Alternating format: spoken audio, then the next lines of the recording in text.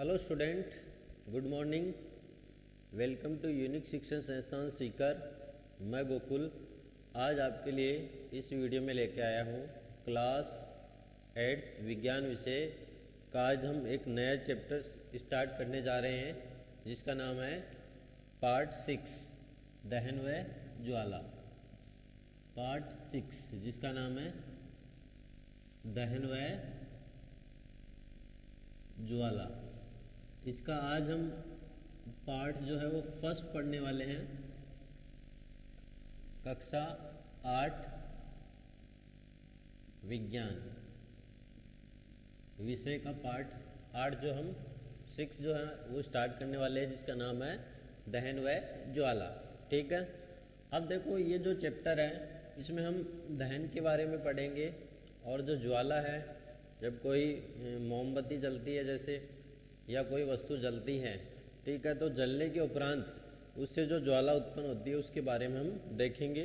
और दहन क्या होता है जिसके बारे में हमने पहले भी देखा था कि जैसे कोयले को जलाते हैं तो जलाने की जो प्रक्रिया होती है उसको हम दहन कहते हैं। और दहन के लिए ऑक्सीजन जो है उसकी परम आवश्यकता होती है।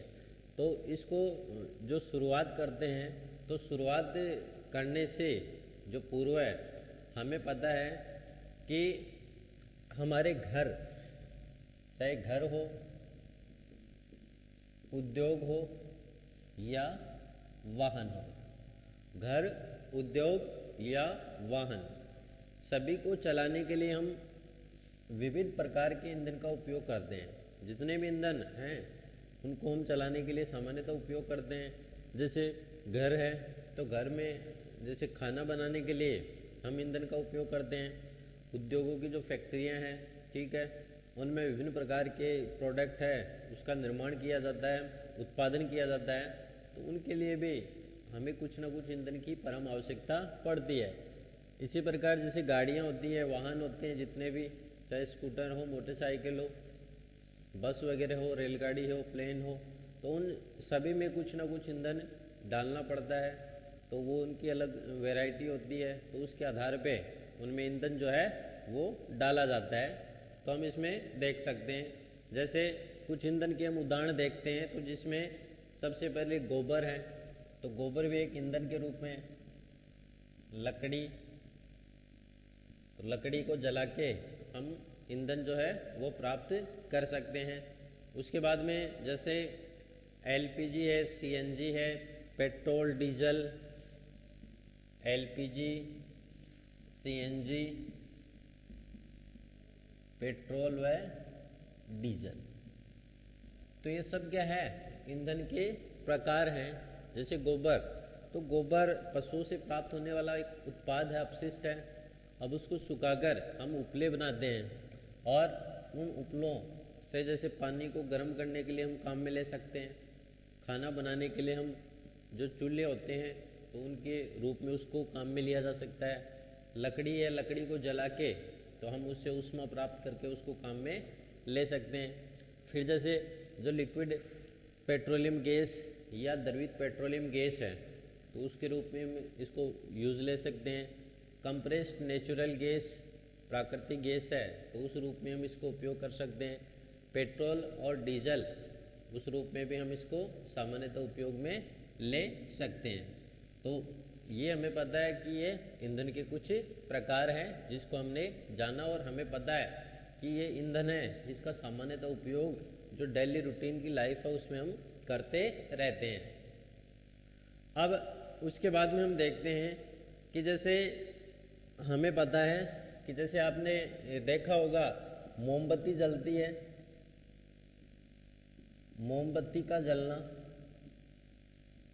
और कोयले का जलना, कोयले का जलना, तो ये जैसे ये कुछ उदाहरण है। इसके द्वारा हम देखते हैं कि उन उदाहरणों से आप कुछ ना कुछ परिचित जरूर हैं। ठीक है, अब हमें पता है कि जब मोमबत्ती को जलाया जाता है तो मोमबत्ती जो है वो कुछ ज्वाला के साथ जलती है, ज्वाला के साथ जलती है। और जब कोयला है तो कोयले को जलाया जाता है तो कोयले में ज्वाला नहीं निकलती है, ठीक है, सिर्फ ऊष्मा ही मिलती है। ज्वाला नहीं निकलती है, लेकिन जब मोमबत्ती को जलाते हैं तो वो ज्वाला के साथ जलती है। तो ये कुछ उदाहरण हम अपने जो डेली रूटीन की लाइफ है उसके अंदर हम देखते रहते हैं। उसके बाद में हमें पता है कि भाई अब हम पढ़ेंगे कि भाई दहन क्या होता है। दहन, अब जैसा कि नाम से हमें प्रतीत हो रहा है कि दहन का मतलब जब कोई वस्तु जलती है, जैसे वस्तु में आगे जैसे कोई भी पदार्थ है, आप मान लो मोमबत्ती जल रही है तो उसको हम क्या बोल रहे हैं, दहन। कोयला है तो कोयला जल रहा है तो उसको हम क्या बोल रहे हैं, दहन। तो दहन क्या है तो इसके बारे में हम देखते हैं। तो हमने इसको पढ़ने से पहले हमने पिछली क्लासों में ये पढ़ा था कि भाई जब मैग्नीशियम का जो फीता होता है, अब जैसे मान लो हमने ये पढ़ा था कि जब ये मैग्नीशियम का फीता है, इस फीते को जलाया जाता है तो हमें पता है जलाने के लिए जो गैस यूज में होती है उसका नाम है ऑक्सीजन। तो ऑक्सीजन की उपस्थिति में प्रत्येक वस्तु है वो जलती रहती है। यानी जब मैग्नीशियम के फीते को जलाते हैं तो मैग्नीशियम ऑक्साइड, इसका मैग्नीशियम ऑक्साइड का श्वेत चूर्ण प्राप्त होता है। ठीक है, तो ये जो प्रक्रिया है वो ऑक्सीजन की उपस्थिति में हुई है और इसे हम सामान्यतः क्या बोल सकते हैं, दहन बोल सकते हैं। और ये जो प्रक्रिया होगी इसमें ऊष्मा व प्रकाश उत्पन्न होगा। जब इनको जलाते हैं तो ऊष्मा और कुछ मात्रा में प्रकाश जो है वो उत्पन्न होता है। इसी प्रकार जब हम देखते हैं कोयला है, कोयले को जलाया जाता है। कोयले को जलाने पर, जब कोयले को जलाया जाता है तो कोयला जलता है तो हमें पता है कोयले में क्या होता है, कार्बन। और कार्बन जब ऑक्सीजन की उपस्थिति में जलता है तो कौन सी गैस बनती है, कार्बन डाइऑक्साइड यानी CO2 गैस बनती है। और कुछ मात्रा में इसमें ऊष्मा ऊर्जा निकलती है और प्रकाश उत्पन्न होता है। तो इस प्रकार हम इन उदाहरणों के द्वारा इसको हम समझ सकते हैं कि जैसे मैग्नीशियम के फीते को जलाते हैं या कोयले को जलाते हैं तो क्या निकलती है, ऊष्मा और प्रकाश उत्पन्न होता है। अब बात आती है कि भाई दहन क्या होता है। तो हमने ये तो कुछ उदाहरण है उसके द्वारा इसको अच्छे से समझ लिया। अब देखते हैं कि यदि हम दहन को परिभाषित करें तो दहन को किस प्रकार से परिभाषित कर सकते हैं। तो उसके लिए हम इसको ऐसे लिख सकते हैं कि वह रासायनिक प्रक्रम जिसमें पदार्थ ऑक्सीजन से अभिक्रिया करके, तो इसको हम कैसे लिख सकते हैं, वह रासायनिक प्रक्रम जिसमें पदार्थ ऑक्सीजन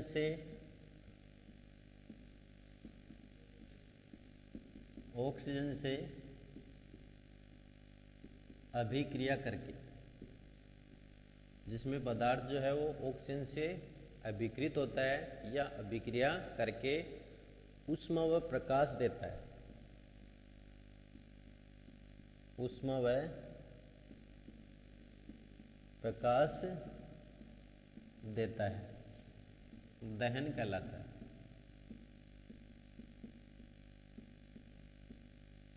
दहन कहलाता है।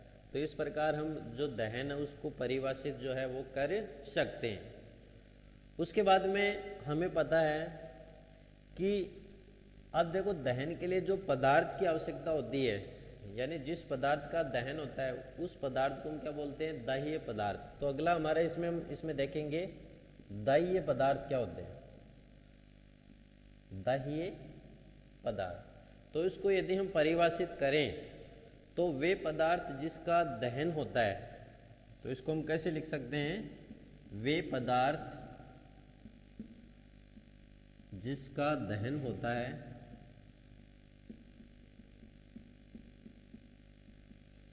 दाह्य पदार्थ कहलाते हैं। दाह्य पदार्थ कहलाते हैं, जिसका दहन होगा उसे हम क्या बोलेंगे, दाह्य पदार्थ। और ये जो दाह्य पदार्थ है इसे सामान्यतः ईंधन भी कहते हैं। इसे सामान्यतः ईंधन भी कहते हैं। इसे हम ईंधन भी कह सकते हैं।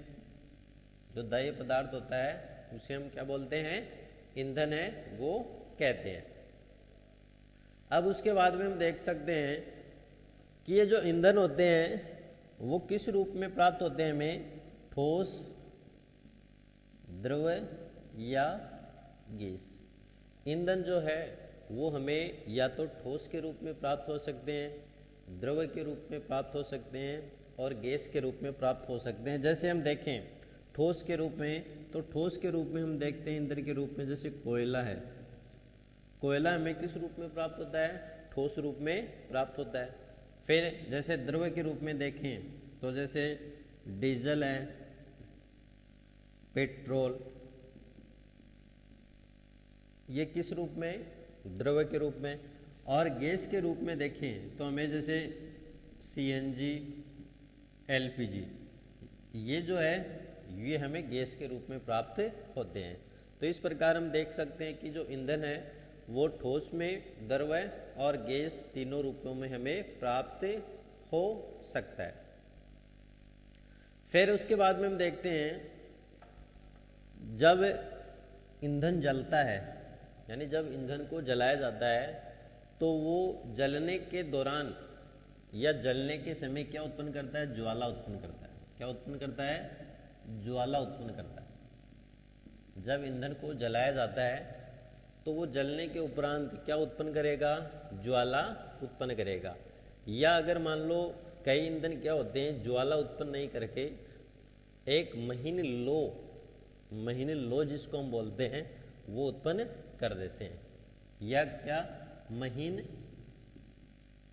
लो भी उत्पन्न कर देते हैं।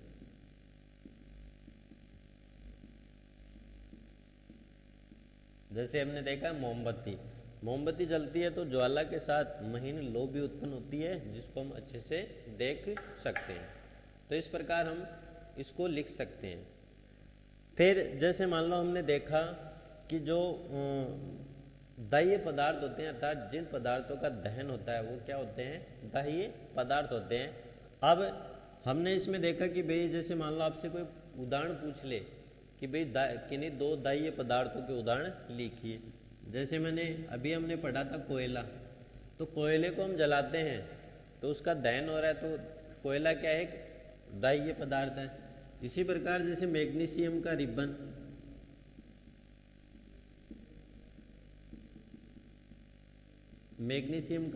रिबन, और जब मैग्नीशियम के रिबन को जलाते हैं तो जब इसका दहन होगा, अर्थात कोयला और जो मैग्नीशियम का रिबन है उसका दहन होता है, और दहन जब उनका होगा तो ये क्या कहलाते हैं, दाह्य पदार्थ कहलाते हैं। अब उसके बाद में हम देखते हैं क्रियाकलाप के द्वारा हम इसको और अच्छे से भी समझ सकते हैं। जैसे मान लो क्रियाकलाप करने से पहले एक जैसे क्वेश्चन, जैसे मैं आपसे क्वेश्चन करता हूँ, उस क्वेश्चन को आपको आंसर देना होता है। जैसे मान लो आपसे मैंने एक क्वेश्चन किया कि भोजन हमारे शरीर के लिए ईंधन का कार्य करता है। जैसे आपसे क्वेश्चन किया कि भोजन हमारे शरीर के लिए ईंधन का कार्य करता है, क्यों करता है, कैसे करता है। और हमें पता है कि जिनका दहन होता है वो दाह्य पदार्थ कहलाते हैं। इसका मतलब भोजन ईंधन है, तो ईंधन है इसका मतलब उसका दहन होगा, तो ये हमारे शरीर के लिए ईंधन का कैसे कार्य करता है। तो हमें पता है कि जैसे हमने देखा कि जब कोई भी पदार्थ है उसका दहन होता है, तो दहन होने के लिए क्या आवश्यक होती है, ऑक्सीजन आवश्यक होती है। अब वैसे भोजन है वो हम किस रूप में लेते हैं, ग्लूकोज या कार्बोहाइड्रेट्स के रूप में हम इसको सामान्यतः भोजन को ग्रहण करते हैं। तो ये किस प्रकार से क्या है, एक ईंधन के रूप में कार्य करता है, कैसे करता है, तो इसको हम देखते हैं। जैसे हमने देखा था ये कार्बन ऑक्सीजन की उपस्थिति में अभिक्रिया करके CO2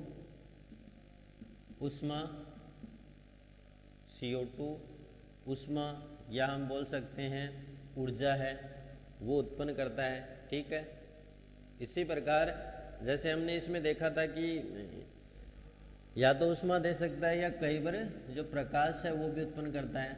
अब इसमें देखो ऑक्सीजन की उपस्थिति और कौन सी गैस निकल रही है, CO2।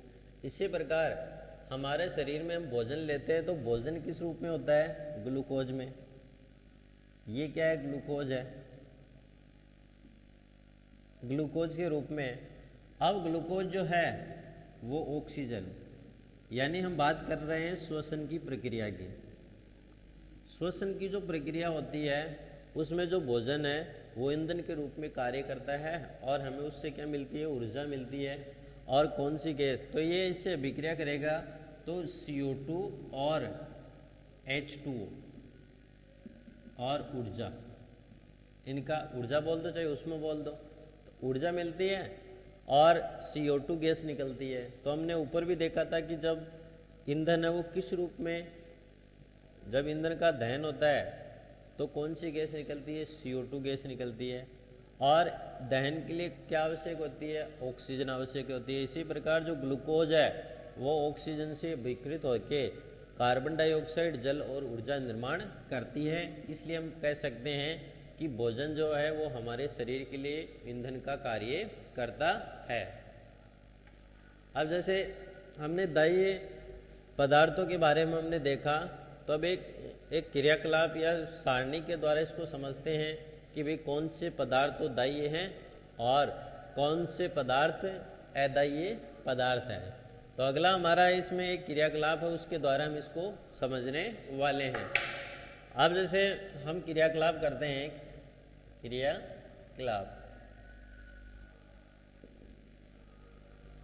अब इस क्रियाकलाप में हम देखते हैं कि जैसे माचिस की तिल्ली है, सामान्यतः माचिस की तिल्ली आपको मान लो दी जाए, फिर जैसे आपको दी जाए जैसे मिट्टी का तेल, कागज, लोहे की कील, मिट्टी का तेल, कागज, लोहे की कील, ये मान लो आपको कुछ मैं वस्तुएं लिख रहा हूँ वो आपको दी गई है। फिर जैसे पत्थर के टुकड़े, शीशा, ठीक है, आदि को यदि आप इकट्ठा करके जलाते हो, जैसे पत्थर के टुकड़े,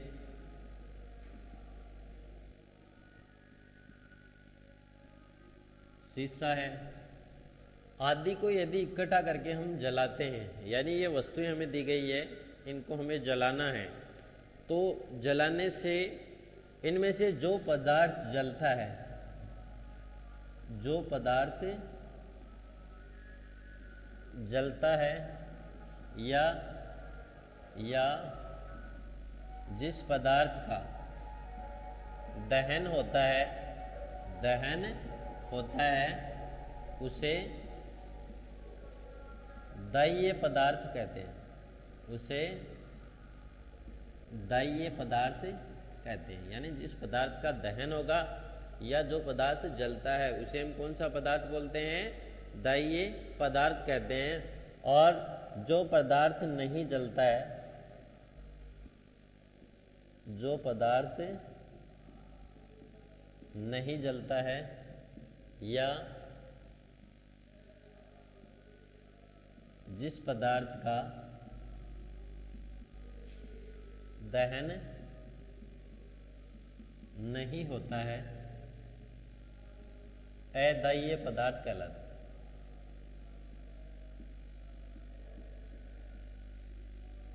कौन सा पदार्थ कहलाता है, अदाह्य पदार्थ कहलाता है। तो ये हमने दाह्य और अदाह्य पदार्थ उसकी परिभाषा लिखी। अब हम कुछ उदाहरण लिखते हैं एक सारणी के द्वारा। जैसे हमें इसमें दाह्य और अदाह्य पदार्थों को अलग करना है, दाह्य और अदाह्य पदार्थ, इनको क्या करना है, अलग करना है। जैसे मैंने लिख दी यहाँ पे लकड़ी,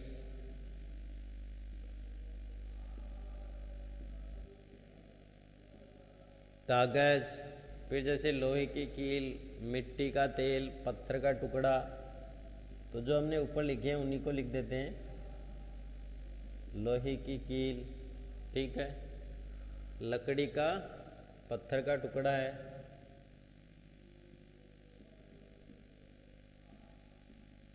हमने पत्थर का टुकड़ा लिख दिया। उसके पश्चात जैसे मिट्टी का तेल, कास्ट कोयला, मिट्टी का तेल, कास्ट कोयला जो लकड़ी से प्राप्त होने वाला कोयला होता है उसको, फिर जैसे माचिस की तिल्ली और कांच, ये हमने कुछ उदाहरण लिख लिए। माचिस की तिल्ली और लास्ट में हमने एक उदाहरण लिख दिया जैसे कांच। तो ये हमने कुछ पदार्थ लिखे हैं। अब इनको हमें अलग करना है कि भाई कौन से इनमें दाह्य हैं और कौन से अदाह्य पदार्थ हैं। अब जैसे लकड़ी को जब जलाते हैं तो लकड़ी का दहन होता है, और जिस पदार्थ का दहन होता है उसे हम कौन सा पदार्थ लिखते हैं? दाह्य पदार्थ। लकड़ी का दहन होगा तो लकड़ी क्या है? दाह्य पदार्थ। फिर आता है कागज। कागज है तो कागज हमें पता है किससे प्राप्त होता है? वृक्षों से, पेड़ों से प्राप्त होता है। और जब कागज को जलाया जाता है तो इसका दहन होता है, तो हम इसको क्या बोल सकते हैं? दाह्य पदार्थ। तो कागज भी क्या है? दाह्य पदार्थ है, इसका भी क्या होता है? दहन होता है। फिर बात आती है लोहे की कील। लोहे की कील क्या है? धातु है, और धातुएं जो है वो सामान्यतः नहीं जलती है, तो लोहे की कील क्या है? अदाह्य पदार्थ।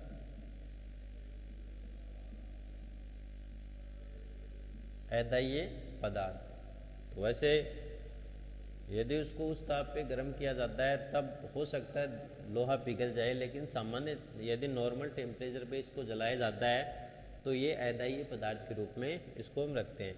फिर जैसे पत्थर का टुकड़ा, तो पत्थर का टुकड़ा भी कौन सा पदार्थ है? अदाह्य पदार्थ। तो पत्थर का टुकड़ा भी क्या है? अदाह्य पदार्थ। फिर जैसे मिट्टी का तेल है, तो मिट्टी का तेल वो क्या है? दाह्य पदार्थ है, दाह्य पदार्थ। कास्ट कोयला, जो लकड़ियों से प्राप्त कोयला होता है, तो वो भी क्या है?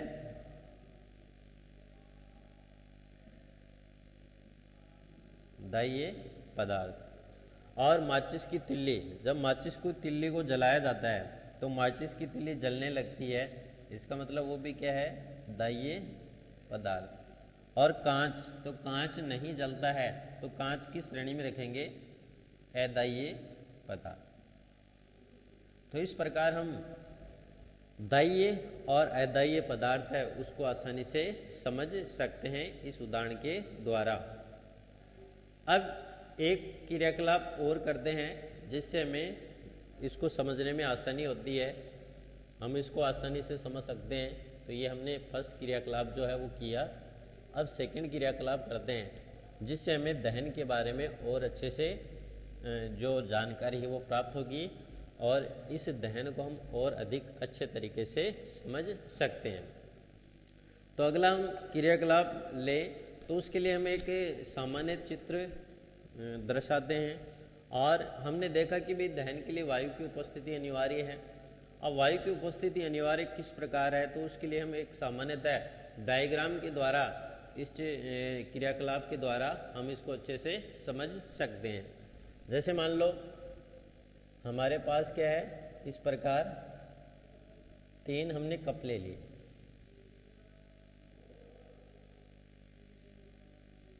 ये हमने इस प्रकार 3 जो कप है वो ले लिए।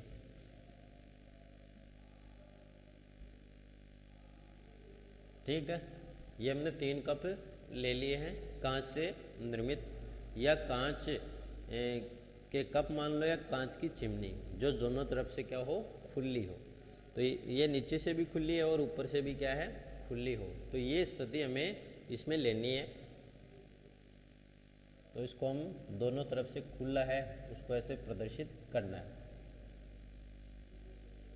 ठीक है, अब जो इसका अगला जो हमें करना है वो क्या करेंगे? यहाँ पे 2 लकड़ी के गुटके हैं, यहाँ पे 2 लकड़ी के गुटके, तो ये क्या है, लकड़ी के गुटके। ठीक है, ये लकड़ी के गुटके हमने ले लिए। अब इसे हमें किसी, जैसे मान लो ये हमारे पास एक स्टैंड है, उस पे इस प्रकार से इसको अच्छे से व्यवस्थित जो है वो कर दिया।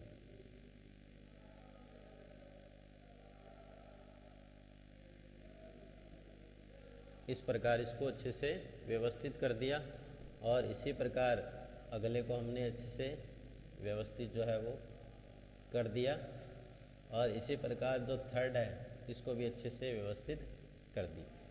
तो ये है किसी सतह के ऊपर रखे हैं। पहले हैं तो पहले को हमने जो गुटका है वो रखा है। फिर हमें क्या करना है, ये जो इसके अंदर हमें क्या रख देनी है, एक मोमबत्ती रख देनी है। ठीक है, तीनों स्थिति में मोमबत्ती को रखना है। और ये जो चिमनी है इसको तो हम क्या लिखते हैं, चिमनी, कांच से निर्मित। और ये हमने क्या रख दी यहाँ पे, ये मोमबत्ती है, तो मोमबत्ती को हमने रख दिया। सेकंड स्थिति है तो इसमें मोमबत्ती रखना है, तो मोमबत्ती को जलाना है, तो मोमबत्ती ऊपर से जलेगी। तो इस प्रकार हम इसको दर्शा सकते हैं। थर्ड स्थिति है तो थर्ड स्थिति में भी यही मोमबत्ती रखनी है यहाँ पे। ठीक है, और इसको जलाना है। ठीक, और इसके ऊपर क्या रख देना है, एक प्लेट रख देनी है, इस प्रकार। यानी हम बोल सकते हैं एक धातु से निर्मित प्लेट या कांच की एक प्लेट है उसके ऊपर रख देनी, ताकि वो ऊपर से अच्छे से ढक दिया जाए। तो ये दहन के लिए वायु की उपस्थिति को दर्शाता डायग्राम है।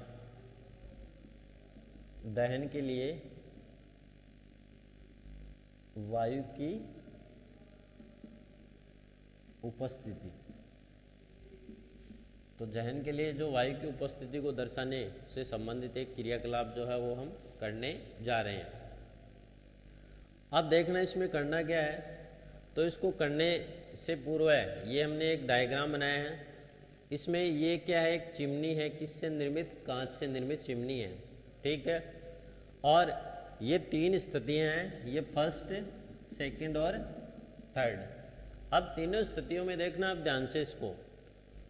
प्रथम स्थिति में ये नीचे कोई समतल सतह है, उस समतल सतह के ऊपर हमें 2 गुटके रख देने हैं। जैसे मान लो ये लकड़ी के 2 गुटके हैं।